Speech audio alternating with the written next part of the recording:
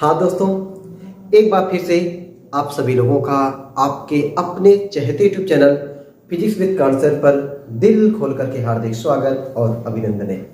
तो दोस्तों, आज की क्लास में हम सभी लोग देखने वाले हैं कि बहुल आवेशों के बीच बल या अध्यारोपण का सिद्धांत। तो दोस्तों, जहाँ पे कूलाम का नियम नहीं लगता, मतलब कूलाम का नियम जो है वह केवल दो आवेशों के लिए है। अगर कहीं पे दो से ज्यादा आवेश आ जाए, अगर कहीं पर दो से ज्यादा आवेश आ जाए तो क्या वहां पर कूलाम का नियम नहीं लगाएंगे? लगाएंगे। लेकिन कूलाम का नियम कैसे लगाएंगे, वही चीज हमको बताता है अध्यारोपण का सिद्धांत। वही चीज हमको क्या बताता है? अध्यारोपण का सिद्धांत। ये दोस्तों जो टॉपिक है ना, ये टॉपिक हमारे एग्जाम में कभी नहीं आता है। ये जो आज का डेरिवेशन में कराऊंगा, जो चीजें बताऊंगा, आपके एग्जाम में कभी नहीं आता। लेकिन इस टॉपिक पर आपके एग्जाम में न्यूमेरिकल तो भर भर के आता है। आप इस टॉपिक के जो न्यूमेरिकल है, आप न्यूमेरिकल तभी लगा पाओगे। और इसके बाद, इस टॉपिक के बाद मैं जस्ट आपको ऐसे यानी कूलाम के नियम पर और साथ साथ ही अध्यारोपण के सिद्धांत पर आपको कम से कम मैं 6-7 न्यूमेरिकल लगवाऊंगा। और आप लोग देखोगे, आपको न्यूमेरिकल लगाने में मजा आ जाएगा। आप लोग कहोगे, वाह सर, वास्तव में न्यूमेरिकल कितने गजब गजब के हैं, कितने बड़े हैं, लेकिन मजा आ गया लगाने में। बड़े बड़े मिलेंगे, आपको हलोर के नंबर देंगे वो, ठीक है। बड़े बड़े न्यूमेरिकल रहेंगे, आपको हलोर के नंबर देंगे, लेकिन वो आप नंबर तभी हलोर पाओगे जब पहले आप अध्यारोपण का सिद्धांत पढ़े होगे। साथ ही साथ आपको उस न्यूमेरिकल को समझने के लिए बढ़िया तरीके से वीडियो को देखना पड़ेगा और सवाल को देखने के बाद अपने मन से खुद लगाना पड़ेगा, तभी आपको लगेगा कि हाँ मजा आया।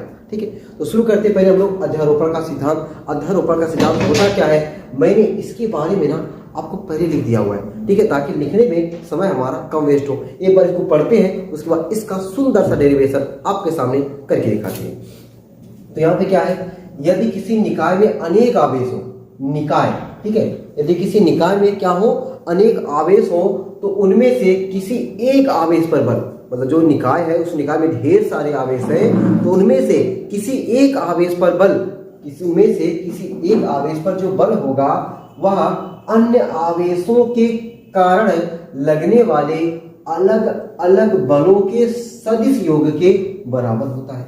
बातें कुछ समझ में नहीं आई ना? अभी तो मैंने केवल पढ़ा है, समझाया था आपको।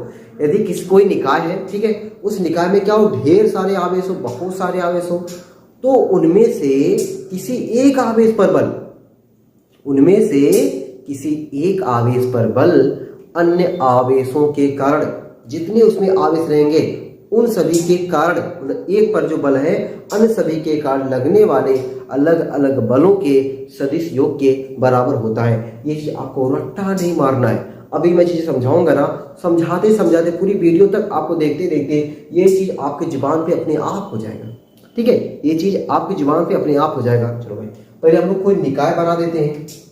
अब दोस्तों देखो, मान लेते हैं हमारा कोई निकाय है, ठीक है, ये हमारा क्या है, कोई निकाय है। ऐसे हम लोग निकाय बना सकते हैं, ठीक है, ये हमारा क्या है, कोई निकाय है, ठीक। अब इस निकाय में क्या होंगे, अनेक आवेश होंगे, ठीक है। मान लेते हैं इस निकाय में ढेर सारे आवेश हैं।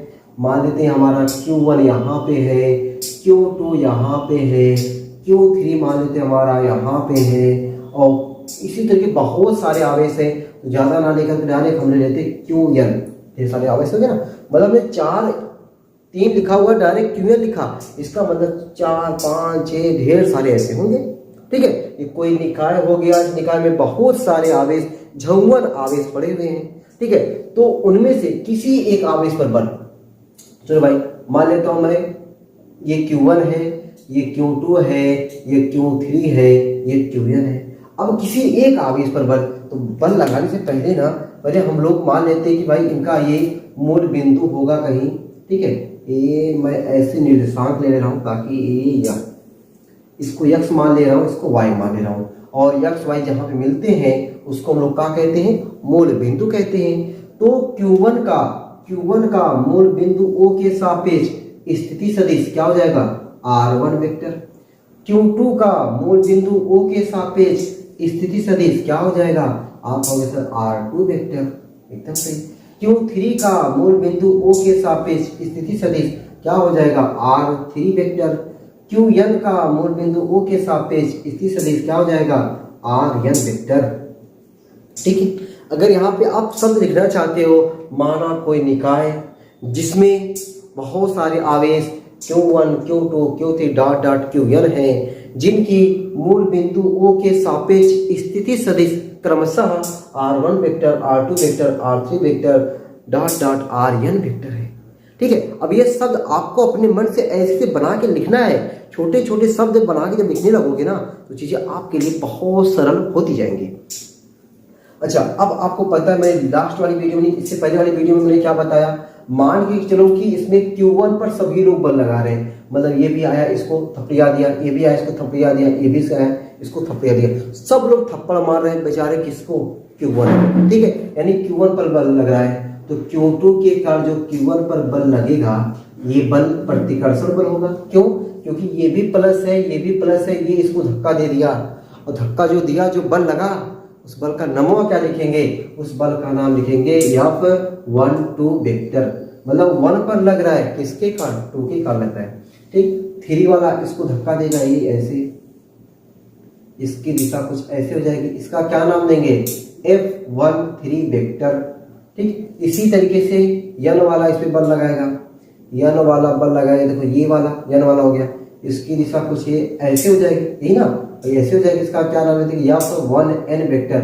1 पर बल लग रहा है किसके कारण, एक बार 2 के कारण, 1 पर बल लग रहा है एक बार 3 के कारण, 1 पर बल लग रहा है किसके कारण, n के कारण। मजा आ रहा ना। कूलॉम के नियम का सदिश रूप पिछला वीडियो देखे हो ना तो आपको कोई दिक्कत हो ही नहीं सकता है। डिस्टेंस आ जाओ भाई, डिस्टेंस देखो कैसे लिखते हैं, मजा आ जाएगा दूरी लिखने में।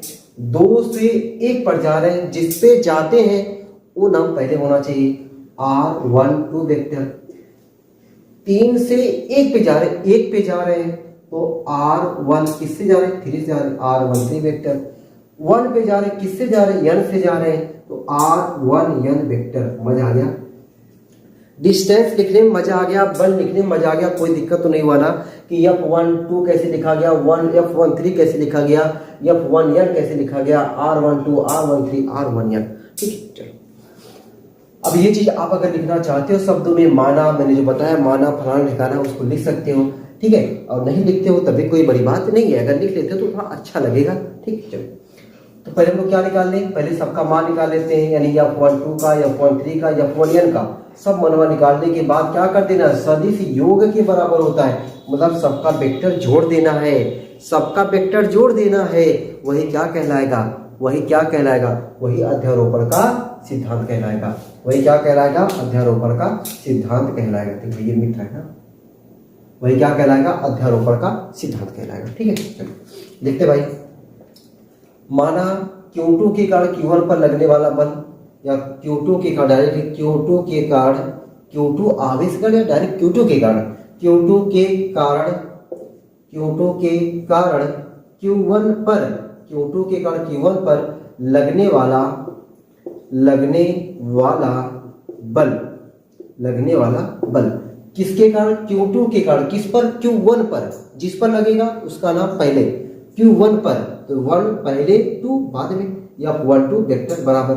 अच्छा, वेक्टर के रूप में लिखना, मुझे डायरेक्ट वेक्टर के रूप में लिखना, देखो कैसे लिखूंगा मैं, क्या हो जाएगा, K Q1 Q2 बटे R स्क्वायर। R स्क्वायर होता है, लेकिन यहाँ पे क्या R का काम R स्क्वायर कर रहा है, नहीं कर रहा है। कौन कर रहा है, अरे R का काम तो R12 कर रहा है, R का काम तो R12 कर रहा है, तो R जगह पे R12 स्क्वायर। सदिश रूप में लिखना है, सदिश रूप में लिखना है तो R12 का कैप लगा दो, R12 कैप, ठीक ना, R12 कैप, चाहे आप R12 कैप का मान रख दो। हमने आपको पिछली क्लास में बताया कि R12 कैप का मान होता है वेक्टर R12 बटा R12, वेक्टर R12 बटा R12। तो ये वाला मनवा रख दे यहाँ पे, तो जब मनवा रख देंगे क्या हो जाएगा, K Q1 Q2 बटा R12 क्यूब R12 वेक्टर। ठीक है, ये वाला मान हमने रख दिया। तो यहाँ पे जब मान रखेंगे, 2 पहले था, 1 और आ गया, 3 हो गया। ठीक है, चलो बाकी एक लाइन शॉर्ट मैंने कर दिया, एक लाइन शॉर्ट ना करो भाई। चलो देखो, मैंने R12 ये स्क्वायर रहेगा, यहाँ पे देखो कैप का मान रखेंगे R12 वेक्टर बटा R12। जब मान रख देंगे मतलब यहाँ पे 2 बार, यहाँ पे 1 बार, 3 बार। आगे तुम लोग को ऐसा ना हो कि समझ में आया ही ना, कुछ ऐसा हो ही नहीं सकता। R12 cube R12 vector. ठीक, ये हमारा क्या आ गया, F12 आ गया। इसी तरीके से Q3 के कारण Q1 पर लगने वाला बल लिख देना, Q3 के कारण Q1 पर लगने वाला बल। ठीक है, ये बात पहले सब में लिख दे। क्या लिख सकते हैं हम लोग, Q3 के कारण Q1 पर लगने वाला बल, Q1 पर लगने वाला बल। डायरेक्ट हम लोग सदिश रूप में लिखेंगे, डायरेक्ट सदिश रूप में लिखेंगे। अब की बार इसी का हमें क्या कर देना है, नकल मार लेना है, कॉपी कर देना है। देखो कैसे, क्या नाम लिखें, Q3 के कारण किस पे बल लग रहा है, 1 पर लग रहा है। जिस पर लगेगा उसका नाम पहले, किसके कारण लग रहा है उसका नाम बाद में। किसके कारण लग रहा है, 3 के कारण, F13 वेक्टर बराबर K Q1 Q3, Q1 Q2 होता है ना, तो Q2 का कमवा Q3 कर रहा है, Q1 Q3 बटा डिस्टेंस क्या हो जाएगा, Q1 Q3 का डिस्टेंस R13 कितनी घात, 3 घात, R13 क्यूब R13 वेक्टर। मजा आया ना। इसी प्रकार Qn के कारण Q1 पर लगने वाला बल। ठीक है, इसको भी लिख लो। इसी प्रकार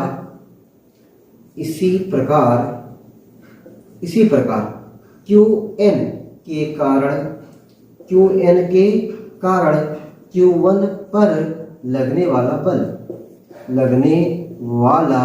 बल। ठीक है, लगने वाला बल।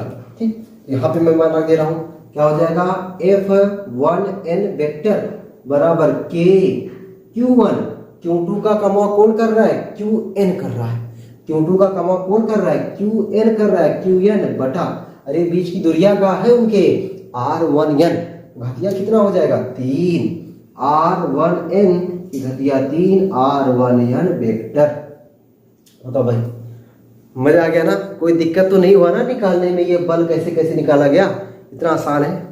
ठीक, अब दोस्तों ये तो हमने बल अलग अलग बल निकाल दिए, लेकिन कह रहा है अध्यारोपण का सिद्धांत कह रहा है कि जो लगने वाला जो बल है वह अन्य आवेशों के कारण लगने वाले अलग अलग बलों के सदिश योग के बराबर होता है। तो अभी तुमने क्या निकाला, अलग अलग बल निकाल लिया। अब ये जो बल होंगे ये सदिश रूप में देखो हमने निकाला हुआ है, सदिश योग के बराबर होता है। तो हमने क्या निकाला है, सदिश के रूप में निकाला है। अब यही सदिश योग के बराबर होगा किस पे, 1 पर बल। तो हमने मान लेते कि 1 पर लगने वाला बल F है, तो 1 पर लगने वाला जो बल F है वह बराबर होगा 2 के कारण, 3 के कारण, अरे 4 के कारण, अरे 5 के कारण, इसी प्रकार n के कारण। मतलब 1 पे बलवा जो लगा रहे हैं, 2 लगा रहा है, 3 लगा रहा है, 4 लगा रहा है, 5 लगा रहा है, इसी प्रकार n वाला लगा रहा है, तो इन सभी का योग बराबर हो जाएगा। इन सभी का योग क्या हो जाएगा, बराबर हो जाएगा। ठीक है, नीचे क्या लिख सकते हैं, अर्थात या अतः अध्यारोपण के सिद्धांत से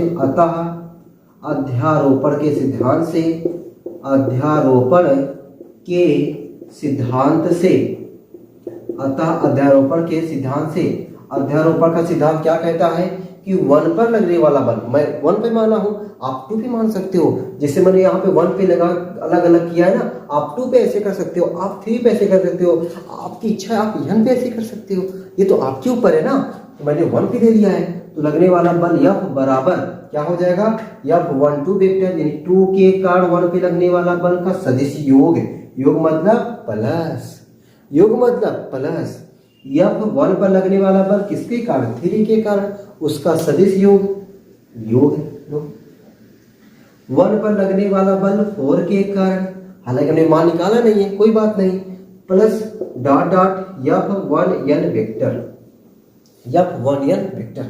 अब दोस्तों हमको करना क्या है, यहाँ पे F12 का मान रख दे, F13 का मान रख दे, F14 का मान रख दे, F1n का मान रख दे, बस अपना वही आंसर है। देखो भाई कैसे, यह बराबर F12 का मान ये वाला मान नहीं, ये वाला क्या बोले तो K Q1 Q2 बटा R12 cube R12 vector plus F13 का मनवा यहाँ से K Q1 Q3 बटा R13 का क्यूब R13 वेक्टर प्लस हमने F14 का मान नहीं निकाले हैं, नहीं निकाले तो निकाल भी सकते हैं, लेकिन नहीं निकाले जाने दे, कोई बात ही नहीं, डायरेक्ट कर दें डॉट डॉट डॉट डॉट, क्या लिख दें F1n का मान के Q1 Qn बटा R1n, इस R1n क्यूब R1n वेक्टर। बताओ भाई, तो यही जो मैं घेर दूं यही अपना क्या है, यही अपना हो गया अध्यारोपण का सिद्धांत। ये क्या हो गया अपना अध्यारोपण का सिद्धांत। मेन तो यही है आपका कि किसी एक आवेश पर बल अन्य आवेशों के कारण लगने वाले अलग अलग बलों के सदिशों के बराबर होता है। ठीक है, यदि किसी निकाय में अनेक आवेश हो, देखो निकाय हो गया, मैंने बताया था ना कि आप लास्ट तक में आपको ये अपने आप याद हो जाएगा, ये कोई निकाय हो गया, इस निकाय में बहुत सारे आवेश हैं, तो उनमें से किसी एक पर बल अन्य आवेशों के कारण लगने वाले अलग अलग बलों के सदिशों के बराबर होता है। ठीक है, तो उम्मीद करता हूं कि आपको अध्यारोपण का सिद्धांत या बहुल आवेशों के बीच बल, ये टॉपिक आपको बढ़िया तरीके से समझ आ गया होगा।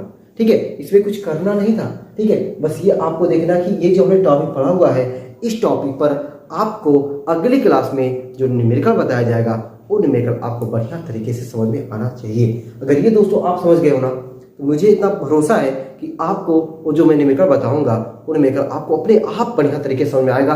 बस थोड़ा सा बड़ा रहेगा आप, लेकिन बड़ा रहेगा, लेकिन आपके एग्जाम के लिए वेरी इंपॉर्टेंट भी रहेगा। ठीक है, मिलते फिर आपसे अगली क्लास में। आप लोग ऐसे ही हंसते रहिए, मुस्कुराते रहिए और पढ़ाई लिखाई को शानदार जबरदस्त तरीके से करते रहिए। चलिए फिर सबको बाय बाय।